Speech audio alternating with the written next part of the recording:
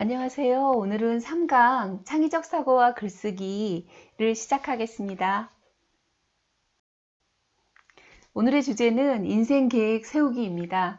바람직한 미래를 위해 인생 계획을 세운다. 그리고 오늘 주요 내용은 인생 계획에 대한 좋은 글을 읽어보고 그리고 자신의 인생 계획을 세우고 그리고 그 인생 계획 세운 것을 글로 한번 적어보는 그런 시간을 갖도록 하겠습니다. 옆에 그림에 보면 한 남자가 하늘을 이렇게 쳐다보고 있고 모래가 쭉 나오고 내려오고 있습니다. 여러분도 이미 출발하셨죠. 그래서 우리가 어느 정도의 시간은 썼습니다. 이 그림에 보면 배가 이미 바다에 띄워졌죠. 그래서 우리들의 배도 다 이미 출발했어요.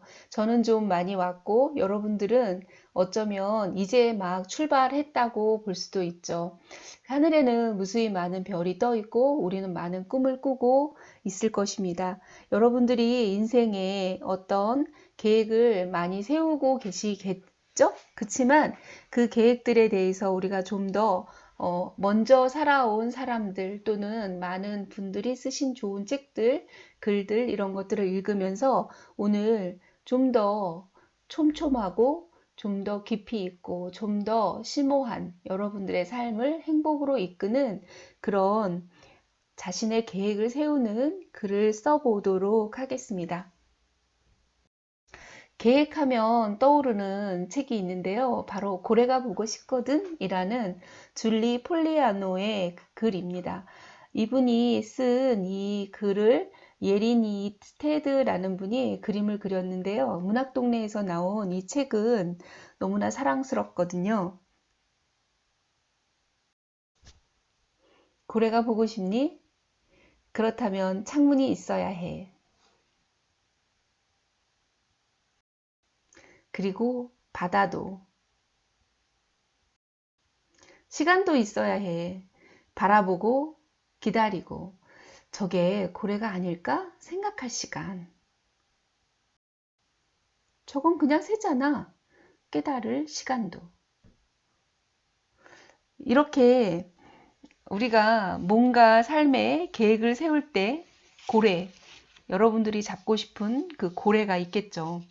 그 고래를 잡기 위해서는 일단 창문이 있어야 하는 거죠. 첫 번째로. 창이라는 것은 안을 들여다보기 위한 것이 아니라 바깥을 보기 위한 거잖아요. 그래서 여러분들이 밖을 바라봐야 돼요. 여러분이 안에 있는 것도 오늘 계속 뒤에서 챙겨보겠지만 밖을 바라보고 그리고 여러분이 나아가고자 하는 그 바다, 여러분들의 삶의 장이 되겠죠. 그런 것들도 있어야 돼요. 그리고 그런 걸 바라볼 시간 있어야 되고 그리고 깨달을 시간, 이게 무엇인가 하는 깨달을 시간이 있어야 한다를 아주 압축적으로 보여주는 그런 그림책입니다. 두 번째 글은 우리 교재에 나와 있는 그 한상경 대표님께서 쓰신 새빵살이 인생은 나무를 심지 않는다 라는 글이 있는데요. 이 글은 우리 교재에 있으니까 여러분들이 17쪽부터 나와 있는 것을 꼼꼼히 한번 정독해 주시면 좋겠고요. 저는 여기에 아주 조금만 가지고 왔습니다. 새빵살이 인생은 나무를 심지 않는다. 나무를 심는다는 것은 미래에 대한 꿈을 가진 사람만이 할 수 있는 일이다. 그런데 중요한 건 나무들이 그렇듯이 인생에도 씨앗을 뿌릴 때와 가꿀 때, 꽃 피고 열매 맺을 때가 따로 있다는 것이다. 20대는 나무를 심을 때이다. 20대는 심은 나무를 가꿀 때이다. 자, 이제 그리고 50대가 되면 그 나무 열매를 따고 수확하고 그것을 저장해서 남아있는 시간을 보내는데 잘 쓸 수 있는 그런 때가 되겠죠. 여러분의 때는 지금 20대잖아요. 그래서 여러분들은 나무를 심을 때인 거죠. 그래서 아마도 이분이 나무 심는 것에 대해서 여러분들에게 인생의 조언을 썼는데 저는 이 작품이 그 때라는 의미에서 참 중요한 역할을 한다는 생각이 들어요.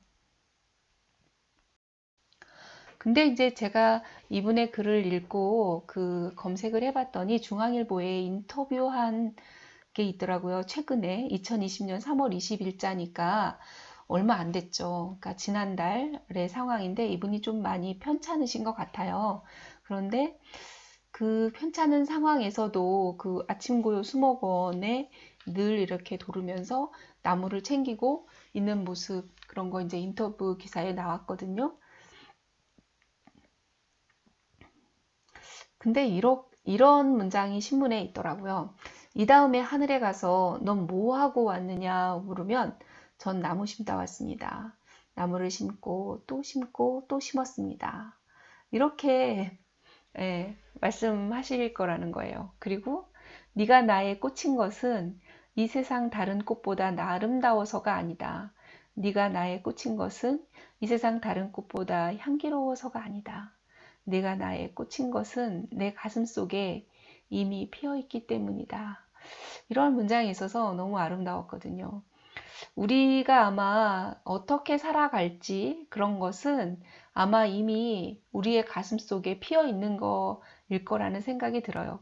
근데 여러분들 가슴 속에 피어 있는 그 꽃을 찾아봐야지 돼요. 왜냐하면 옆에 있는 그림처럼 무슨 꽃인지 알 수가 없잖아요. 그래서 여러분들이 오늘은 조목조목 따져보면서 내 속에 있는 이 세상에 나올 때 가지고 온 꽃은 어떤 것인지, 이 한상경 대표님은 아마 나무 심는 꽃을 가지고 계신 것 같죠? 우리는 어떤 꽃을 가지고 있을까? 이런 거를 한번 생각해 보겠습니다. 그 다음에 이거는 한비아 선생님이 쓰신 글인데요. 오늘이 없으면 내일도 없다. 이런 그 중국 경문록에서 이제 편집 인용했는데요. 읽어보겠습니다. 중간고사를 마치고 머리를 식힐 겸 반 친구 몇 명과 함께 내몽고 자치구로 여행을 떠났다. 사막과 초원을 모두 처음 달려본다는 아이들은 며칠 전부터 설레어 잠도 제대로 못 잤다고 했다. 내몽고 자치구의 수도 후하우터까지는 밤새 달려 15시간, 밤 10시가 넘었는지 불이 꺼져 캄캄한 기차 안에서 여행 가이드와 이런저런 얘기를 나눴다. 좋은 대학 나와서 겨우 이렇게 외국인 치닥거리나 하는 건 정말 싫어요. 내가 깜짝 놀라 되물었다. 그럼 넌 이 일을 왜 하고 있니? 영어 연습이나 하는 거예요. 집에서 노는 것보다 나으니까요. 중국인민대학 외국어학부에서 영어를 전공했다는 가이드의 말이다. 나는 고개를 갸우뚱했다. 이런 생각을 가지고 있는 사람이 무슨 일을 잘할까 해서다. 이 일뿐만 아니라 일상에서도 이 가이드처럼 오늘을 살지 못하여 항상 불만으로 가득 차 있는 사람들을 쉽게 본다. 중국은 중국어 공부를 하러 온 사람들에게는 최대의 언어 교육 환경이다. 물건을 파는 가게 아저씨도 택시 운전사도 자전거 수리점 꼬마도 모두 중국어 회화 선생이니까. 또한 중국에서는 집안일을 거들어주는 아줌마 임금이 싸니 가정부를 두고 살 수 있다. 그래서 주부들도 틈틈이 중국어를 배운다거나 다른 여가 활동을 하기가 수월하다. 그뿐인가? 책값도 한국과 비교할 수 없이 싸고 가짜지만 진짜 같은 CD도 음반이든 영화든 최신 것을 아주 저렴하게 구할 수 있다. 오늘을 산다는 것은 바로 이런 거다. 자기가 가지고 있지 않은 것을 아쉬워하고 불편해하기보다는 지금 손에 쥐고 있는 것을 충분히 즐기는 것. 그래서 하루하루 감사하고 풍요로워지는 것. 물론 말처럼 쉬운 일은 아닐 것이다. 한번 곰곰이 생각해보자. 나는 과연 어떤 사람인가? 지금 한창 제철인 사과와 배를 맛있게 먹고 있는가? 아니면 철진한 딸기나 아직 나오지도 않은 꽃감을 먹고 싶어 하며 애를 태우고 있는가? 우리가 가진 것은 오늘뿐이다. 지금 손에 가지고 있는 것을 고마워하자. 그리고 그것을 충분히 누리고 즐기자. 오늘이 없으면 내일도 없다. 한비화 선생님의 중국 견문록 중에 일부가 우리 교재에 나와 있는데 일부가 교재에 나와 있는 것을 제가 또 중간중간 잘라서 여기다가 일부만 옮겼습니다. 나머지 내용들은 여러분들이 교재를 통해서 보시면 좋을 것 같고요. 그리고 이분이 하신 말씀 여기에 오늘을 감사하자. 그리고 오늘을 감사하고 풍요롭게 살자. 즐기며 살자. 이렇게 말씀하셨는데 이분이 이렇게 말씀하시는 배경 속에는 현재 이제 구호팀장으로 일을 많이 하셨잖아요. 근데 그 일을 하시면서 어떤 그 지도 밖으로 행군하란가 아마 그 책에 보면 여러분들이 어떤 일을 하는 이유에 대해서 생각해 보기 굉장히 아주 의미심장한 말이 있어요. 그게 뭐냐면 이런 거예요. 뭐 여러 그 전쟁터 이런 곳에 가셔가지고 총알이 왔다 갔다 핑핑 막 이렇게 날아다니는데 거기서 긴급 구호 일을 하셨잖아요. 그런데 그 위험한 일을 왜 하냐? 여자의 몸으로 더더군다나 결혼도 안 하고 왜 하냐? 이렇게 물었을 때 이분이 이런 말씀을 하셨어요. 이 일이 나의 피를 끓게 하기 때문이다. 저는 이 말이 참 가슴에 와서 이렇게 박혀 있었거든요. 이 일이 나의 피를 끓게 하는 것. 여러분, 그런 일 찾으시면 좋겠어요. 여러분의 피를 끓게 해서 잠 못 들게 하고 그 일을 하면 시간을 싹 잊어버리고 어느새 시작하면 새벽이 돼 있고 새벽인가 하면 밤이 돼 있고 그런 일을 찾으면 여러분이 성공하면서도 행복한 사람이 될 거라는 생각이 들거든요.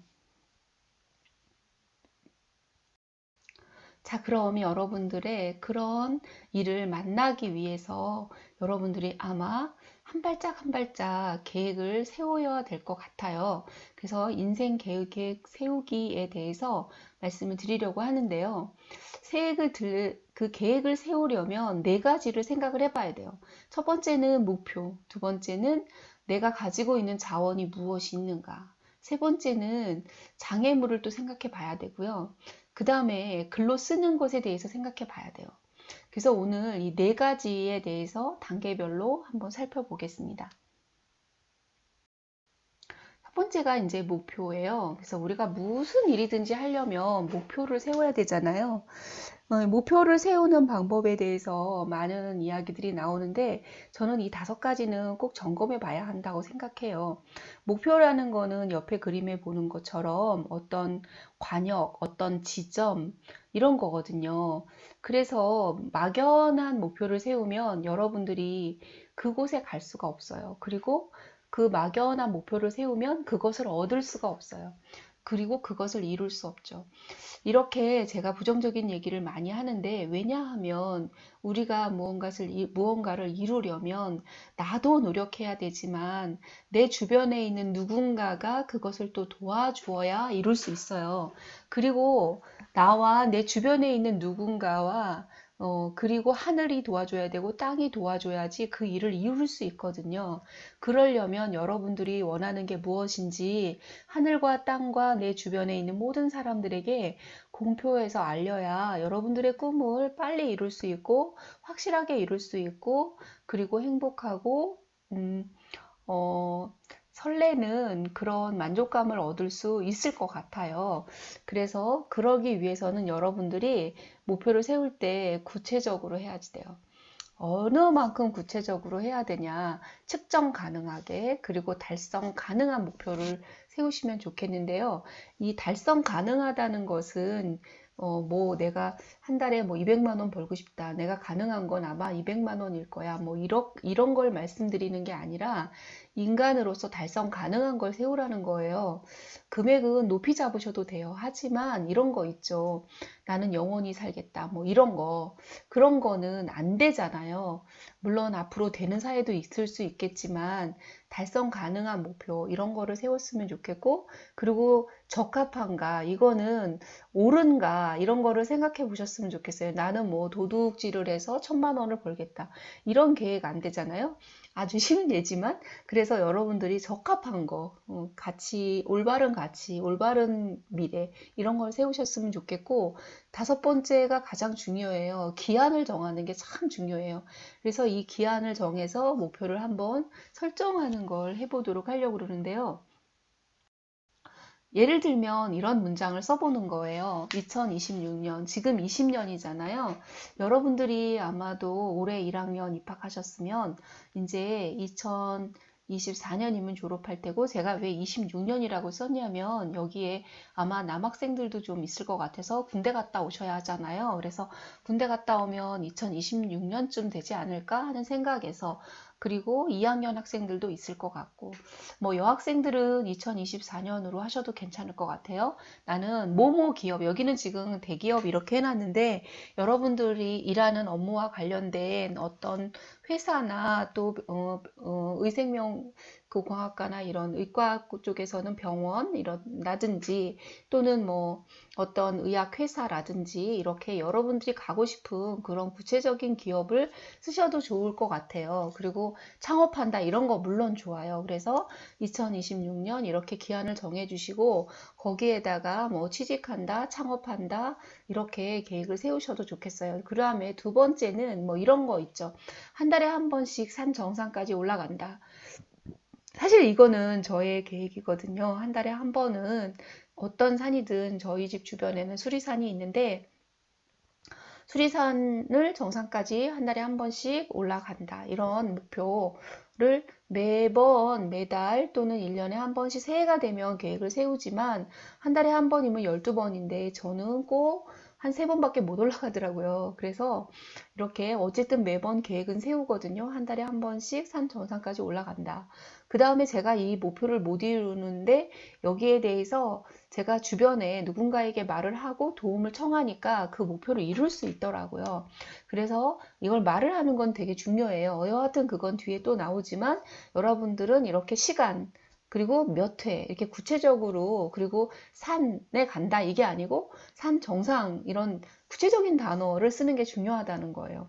그 다음에 다이어트를 해서 S라인을 회복한다. 이거는 좋지 않은 예인데요. S라인 목표가 정확하지 않기 때문에 꿈을 이루기가 어려워요. 허리 사이즈가 30인데 S라인을 원하는지, 허리 사이즈가 24인치인지, 체중이 50kg인지, 70kg인지, 뭐, 이렇게 해봐야 되는 거죠. 저희 아들이 126kg였는데요. 3년 동안 노력해서 96kg 정도 됐어요. 그리고 다시 1년 동안 노력해서 86kg. 그 다음에 지난달에 3개월 동안 다이어트해서 엊그저께 그러더라고요. 82kg에 됐다고. 그래서 얘가 1m 84 정도 되거든요. 그래서 82kg인데도 그래도 뚱뚱해 보여요, 약간. 근데 어쨌든 본인은 지금 수준에서 유지하기로 이제 목표를 정했다고 하더라고요. 그래서 여러분들이 만약에 다이어트를 원하면 몇 킬로그램, 근육량 얼마, 이렇게 구체적으로 하시면 좋겠어요. 그 다음에는 이제 소득에 관한 거 이렇게 세울 수도 있고요. 또 좀 여유 있는 어떤 문화적인 거, 그런 목표도 세울 수 있을 것 같아요.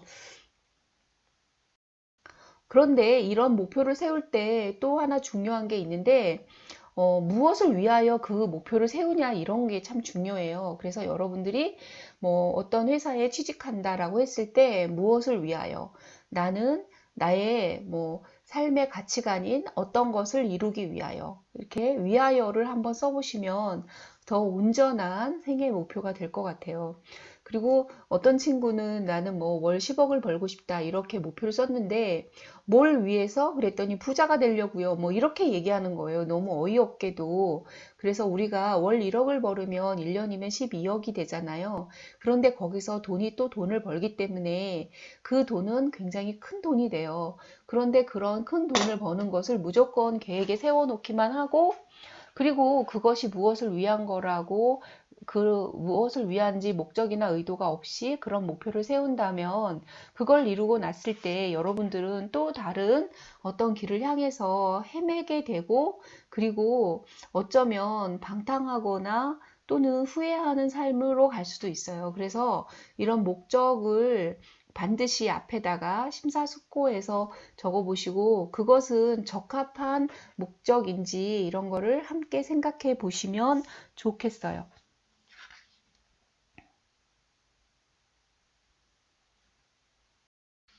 자, 그러면 여러분들이 인생의 계획을 세우는데 내가 어떤 목표를 가지고 있는데 그러면 그 목표를 이루기 위해서 내가 현재 지금 가지고 있는 것은 무엇인가를 알아보는 건 정말 중요한 것 같아요. 그래서 내가 가지고 있는 자원을 한번 살펴보려고 하는데요.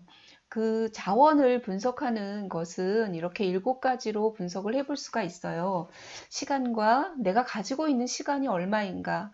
이거는 제가 일반 그 많은 그 뭐지? 일반 성인들 기업 강의나 이런 거 할 때도 쓰는 건데 나한테 지금 시간이 몇 살이 남아 있는가? 어, 글쎄요. 지금 저는 이제 50이 넘으면서 이 시간에 대한 게 굉장히 그 다르게 하루하루 다가오고 있거든요. 그리고 내가 그동안에 정말 잠을 적게 자고 열심히 살았지만 그래도 시간을 좀 낭비한 게 있다는 생각이 들 정도로 시간이라는 게 지금 참 아쉽고 소중하게 다가와요. 여러분은 지금 20대니까 시간이 아마도 많은 자원을 가지고 있을 것 같아요. 그리고 정보 시스템 이런 7가지 요소를 항목별로 좀씩 살펴보겠습니다. 첫 번째 시간인데요. 시간이란 법이고 질서라는 말이 있어요. 왜냐하면 시간은 우리가 모두 가지고 있지만 시간은 줄어드는 법을 가지고 있어요. 무조건 줄어들어요. 그쵸? 내가 만약에 70까지 산다 또는 80까지 산다. 지금 과학과 의학이 발달해서 160살까지 산다. 그런데 그렇게 산다 해도 어쨌든 죽잖아요. 모든 인간은 유한하기 때문에 가거든요. 그래서 이 모래시계가 다 내려오면 누구나 이 세상을 떠나야 해요. 그것은 법이고 질서이기 때문에 거스를 수 없는 거죠. 그래서 우리는 시간에 대해서 잘 생각해 보고 여러 가지 7가지 자원 중에서 가장 먼저 저는 시간이 중요하다고 생각을 해서 시간을 먼저 올렸거든요. 자, 그러면 우리가 시간에 대해서 유일하게 할 수 있는 것은 뭐냐면은 순서를 정하는 거예요. 순서는 바꿀 수 있죠. 내가 예를 들어서 요리하는 것을 먼저 배우고 그리고 옷 만드는 걸 배울 수 있어요. 그리고 내가 지금 운동을 먼저 해서 건강을 보살펴 놓고 그리고 나서 내가 배우고 싶은 무언가를 배울 수 있어요. 그러니까 내가 지금 무엇을 먼저 할지 우선순위를 정하는 것, 그것이 이 시간과 관계돼서 여러분들이 계획을 세울 거예요. 그래서 저는 오늘 여러분들의 목표 한 가지를 설정해서 그걸로 인생의 계획을 세우는 글쓰기를 과제로 내드릴 건데 그 중에서 가장 먼저 해야 하는 일을 정하셔도 좋고요. 내가 시간을 두고 한 40살까지 이루고 싶은 것, 그런 거를 정하셔도 괜찮아요. 다만 여러분들이 원하는 것들이 있으면 쭉 목표를 적어 본 다음에 순서를 반드시 적어 놓으시면 좋겠어요. 그 다음에는 여러분들이 가지고 있는 공간은 무엇인가 이런 걸 생각해 봐야 되는데요. 저는 여기에서 굉장히 멋지고 아름다운 제가 정말 가지고 싶은 성을 하나 찾아서 여기다가 넣었거든요. 이런 성이 저한테 하나 있으면 좋겠어요. 저는 그래서 이 강의를 하면서 제가 늘 저에게 적어 놓거든요. 그리고 제가 이상으로 생각하는 가지고 싶은 이 건물을 사진을 놓고 언젠간 나에게 이런 건물이 생길 거라는 그런 꿈을 가지면서 하루하루 살고 있거든요. 여러분도 이런 가지고 싶은 공간을 한번 사진으로 찾아서 가지고 있든지 아니면 검색해 보시고 또는 아니면 직접 그려 보세요. 그래서 여러분들이 가지고 싶은 공간, 그 위치, 그 다음에 여기에는 지금 바다가 있고 모래사장이 있죠. 그리고 여기 지금 안 보이는데 왼쪽 너머에는 산이 있어요. 그래서 얘는 산도 있고 바다도 있고 그리고 요 옆에 왼쪽에는 이 바다로 흘러가기 전에 호수도 있거든요. 그래서 마음속으로 그리는 자신만이 가지고 싶은 아름다운 그 공간을 한번 이상적인 공간이죠. 그런 것을 한번 가져 만들어 보시고요. 그리고 공간은 마음의 공간도 있어요. 정신적인 공간. 그것은 뭐냐면 내가 학교를 나왔잖아요. 그러면 여러분들 지금 다니는 학교에서 그 인맥이 쌓이잖아요. 그 학교 안에서 생기는 것들, 그런 정신적인 인맥, 그런 정신적인 공간을 말해요. 그런 공간도 공간의 자원에 속해요. 그래서 그런 공간에 대해서도 한번 깊이 생각해 보고요. 제가 어느 날 서프라이즈를 보다가 이 공간에 대한 생각을 막 한참 하고 있을 무렵에 재미난 것을 보게 됐는데 바로 이거예요. 이분이 왕관 쓰고 있잖아요. 생긴 건 전혀 왕 같지 않은데 왕관을 쓰고 있어요. 이분이 누구냐면 브라질의 바라디 티우카 해변이라는 곳이 있는데 여기에 그 오른쪽 그림에 있는 것처럼 모래성을 너무나 아름답게 이렇게 만들어 놓고 그리고 이 모래성 안에서 실제로 살고 있대요. 마르시오 미첼 마톨리아라는 분인데 이 마르시오는 어렸을 때부터 바닷가에서 사는 게 꿈이었대요. 근데 어른이 돼서 아무리 열심히 일하고 돈을 벌어도 바닷가에 있는 집을 살 수가 없는 거예요. 그래서 고민하다가 그냥 자기가 생각하는 그 모래집을 바닷가에다가 이렇게 만들기로 해서 이렇게 쌓았다는 거예요. 근데 너무 예쁘죠. 그리고 이 입구도 있고요. 실제로 여기서 살면서 이 그 양식이 어떤 양식이냐면 안토니 가우디라는 사람이 건축 양식을 한 사람인가 봐요. 근데 그분의 양식에서 영감을 얻어서 이렇게 모래성을 이분이 직접 디자인해서 만들었다고 했거든요. 그래가지고 이게 관광객들에 의해서 막 알려지게 되고 유명해져서 결국 서프라이즈도 나오게 됐고 많은 사람들이 여기 가서 이 사람하고 사진도 찍고 그리고 이제 이 사람이 그 인터뷰도 하게 되고 그래서 이 사람은 정말 자신의 운명적인 그런 공간에서 살게 된 거죠. 여러분들도 이렇게 자신의 이상에 맞는 어떤 이상에 맞는 또는 꿈꾸는 그런 것을 설계하고 나름 멋지게 살고 싶은 공간을 한번 기획해 보셨으면 좋겠어요. 자, 그리고 그 다음에는 이제 사람이에요. 나는 어떤 사람인가? 여러분이 자기 성격 아시나요? 내 성격 알아봐야지 돼요. 나는 무엇을 중요하게 생각하는 사람인가? 나는 주도성이 있는 사람인가? 아니면 나는 친밀성이 있는 사람이고 사교적인 사람인가? 또는 나는 되게 바르고 연구를 잘하고 되게 그 조용하고 내면적인 사람인가, 외향적인 사람인가, 그런 걸 알아봐야지 돼요. 그리고 또 사람에 대해서 생각해 볼 거는 여러분들이 꼭 했으면 좋겠는 거, 멘토가 있는가? 여러분 인생에 지금까지 살아오면서 멘토가 있었나요? 멘토가 없었다면 지금부터 적극적으로 여러분의 멘토를 찾아보세요. 그리고 여러분이 원하는 모델이 되는 사람을 만나서 저의 멘토가 되어주세요 하고 말하세요. 그래서 여러분들이 많은 멘토를 가질 때 여러분은 그만큼 강력한 힘을 가지게 돼요. 그리고 또 여러분들이 중요한 것은 나에게 있는 재능은 무엇인가, 나의 강점은 무엇인가를 살펴보는 거예요. 그 다음에 여기에 써놓지 않은 거는 어떤 거냐면 이 그림에 있는 거예요. 이 그림에 보면 이 아이들이 둘이 너무 행복해 하잖아요.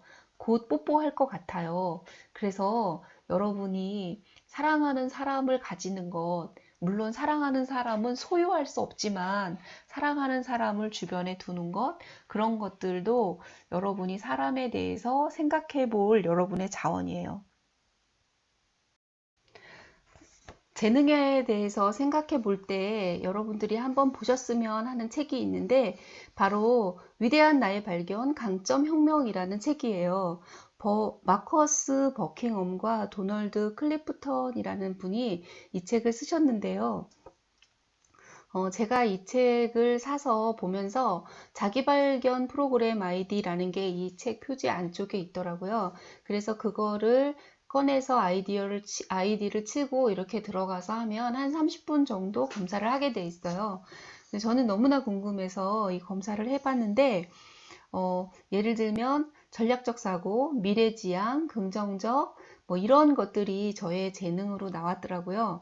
그래서 제가 가지고 있는 그 재능, 그 강점, 그런 거를 이제 순서대로 이렇게 몇 가지 축축축 보여주거든요. 그래서 그거를 이제 적어 놓고 제가 한번 저 자신을 다시 돌아보는 계기가 됐어요.